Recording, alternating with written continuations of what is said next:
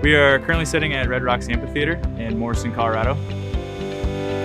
We started on a project out here to investigate and to kind of understand what the existing stage roof structure is and what it could be.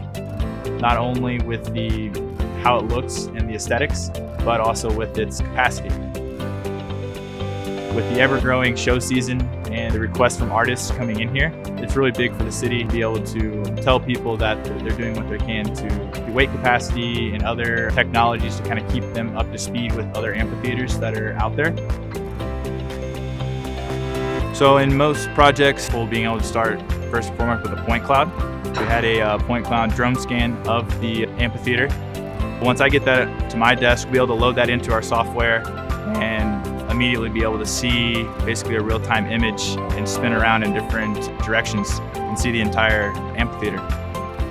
We've actually been in several meetings here backstage to where we've been able to pull up that Revit model right in front of the client in their own office on their own screens and spin around it and see, the different components they want to maybe change or look at in more detail.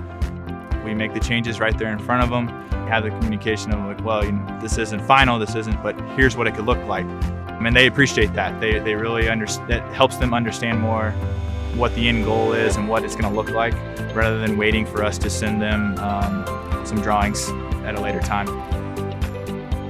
A lot of the work is a lot easier for us with point cloud model. Previously, we would have to come out, take our own hand photos, hand dimensions, and try and do those kind of things, which out here in this kind of environment is nearly impossible. What I like best about working at SEH is the flexibility and the capability to explore new technologies like this. Most companies have done it the same way for 20 years, and they do it the same way for the next 20 years. But we have the freedom to explore and investigate new softwares and technologies and make the world a better place for all of us.